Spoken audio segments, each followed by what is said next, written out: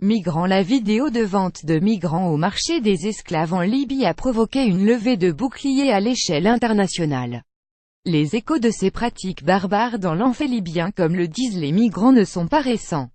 Les ONG internationales ont déjà alerté sur la situation chaotique dans la gestion des flux migratoires chez le voisin libyen, à l'image de Médecins sans frontières (MSF) ou encore du Croissant Rouge.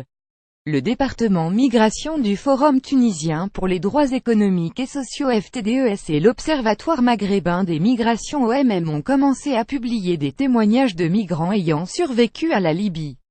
Ces témoignages ont été recueillis à bord du bateau de l'Aquarius de Médecins sans frontières MSF et dans le centre du Croissant Rouge de Médonine dans le sud tunisien par Rim Bois-Rouge.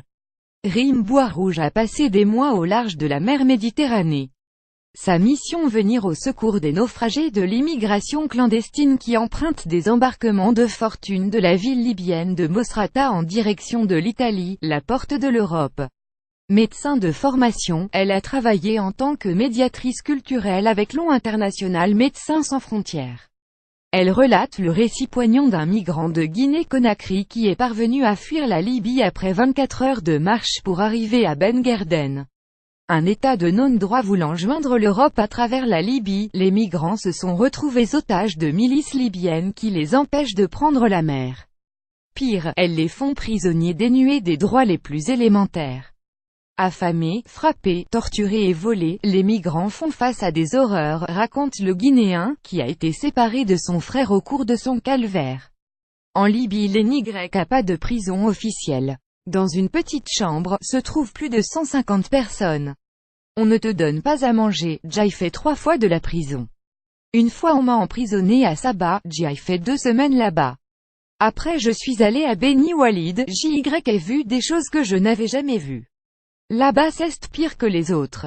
Là-bas on fait aligner des hommes et des femmes. On nous déshabille complètement pour nous fouiller et trouver de l'argent. On fouille tout, avec le fusil, raconte-t-il. Ils tuent les gens comme ça. Ils viennent, ils sont ivres.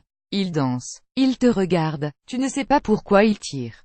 Comment ces atrocités perdurent-elles face à la présence d'ONG internationale? Les milices libyennes jouent à faire semblant lors des visites de contrôle. Ils disent que là-bas c'est la prison des Nations Unies. Le jour où l'équipe de l'ONU, Organisation internationale pour les migrations, est venue, les gardes nous ont dit sortez, criez, comme ça quand l'ONU arrive pour visiter le centre ils vont se dire que vous êtes libre machallah. C'est ce qu'ils doivent se dire. Faites ce que vous voulez mais quand les représentants de l'ONU repartent tout le monde doit rentrer, explique le migrant. Et les migrants sont de nouveau livrés à leurs gourous. Ces derniers demandent de l'argent en contrepartie d'une éventuelle porte de sortie. À Sabrassa, ils ont demandé à mon petit frère s'il voulait être rapatrié. Mon petit frère, ils l'appellent Bambino. Après ils l'ont emmené à Beni Walid dans une prison et ils ont dit que s'il voulait sortir, il devait payer 300 000 francs CFA 450 €. Mais on n'a pas d'argent. Mes parents n'ont pas d'argent. Mon petit frère m'a dit que je devais négocier avec un Malien, un Nigérien et un Tchadien qui travaillent avec les Arabes.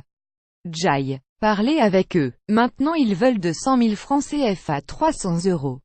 Mon petit frère attend que mes parents puissent envoyer de l'argent.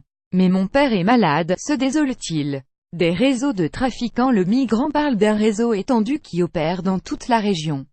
Leur but, le gain, le maximum de gains en poussant les migrants à emprunter la Libye comme un pays de transit vers l'Europe. Avant on voulait partir en Algérie pour travailler. Mais dans le désert du Mali les gens nous disaient que la route vers l'Algérie était dangereuse et qu'ils ne nous emmèneraient pas là-bas, que la Libye c'était mieux. Ces gens-là, on les appelle les coxers. Ils appellent devant toi des personnes et leur demandent s'ils sont bien arrivés en Libye. Mais c'est des mensonges. C'est devant nous qu'ils font ça. Et ils te disent que si tu veux partir en Algérie c'est ton problème parce qu'ils n'ont pas d'émis là-bas. Après tu les payes, ils t'emmènent à Agadez, Niger et quand tu arrives là-bas ils appellent quelqu'un et lui disent que telle personne n'a pas payé l'argent et qu'il faut donc l'enfermer jusqu'à ce qu'elle ait payé. On nous a demandé à mon petit frère et moi 500 000 CFA 760 € juste pour sortir de là-bas. Mon père a envoyé 570 000 CFA 870 € pour nous sortir de là-bas et nous emmener en Libye. Après, ils nous ont emmenés en Libye et ont appelé des gens pour leur dire que nous n'avions pas payé. Au total, Jai dut payer 6 fois de grandes sommes d'argent, 3 fois pour la route et 3 fois pour sortir de prison.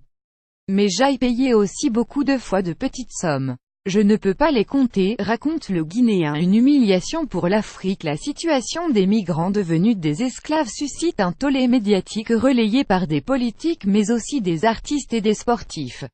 En Côte d'Ivoire, les chanteurs Alpha Blondy, Tiken Jah Fakoly et SLFO, leader de Magic System, mais aussi la star du foot Didier Drogba se sont insurgés. C'est une double indignation, un cri de cœur. Je suis indigné de voir les enfants d'Afrique mourir, en essayant de trouver des lendemains meilleurs, a affirmé SLFO, y voyant une humiliation pour l'Afrique. Mais la mobilisation dépasse les frontières avec des manifestations en Europe ou des pétitions signées notamment par l'acteur Omar Sy, le chanteur Salif Keita ou l'ancien champion du monde de foot Lilian Thuram. Les footballeurs ont largement pris position. Plusieurs joueurs dont la star de Manchester United Paul Pogba ont célébré des buts en faisant semblant d'avoir les mains attachées comme des esclaves, alors que le Français de Valence Geoffrey Kondogbia a arboré un maillot de corps hors football. Je ne suis pas à vendre. De nombreux hommes politiques et chefs d'État ont aussi fait part de leur indignation et le sujet sera à l'ordre du jour du sommet Union africaine-Union européenne les 29 et 30 novembre à Abidjan. Lundi soir, le président nigérien a appelé la Cour pénale internationale à se saisir du dossier. L'esclavage est un crime contre l'humanité, a-t-il rappelé. Lire aussi que l'on tente d'éclaircir sa politique migratoire parfois contradictoire. Les footballeurs s'indignent après les images de vente d'esclaves en Libye. José Bové et Eva Joly sous la douche pour la bonne cause. Pour suivre les dernières actualités en direct sur le HuffPost, cliquez ici. Tous les matins, recevez gratuitement la newsletter du HuffPost. Retrouvez-nous sur notre page Facebook Plus Afrique. Esclavage international, Libaye et migrants. Envoyez une correction.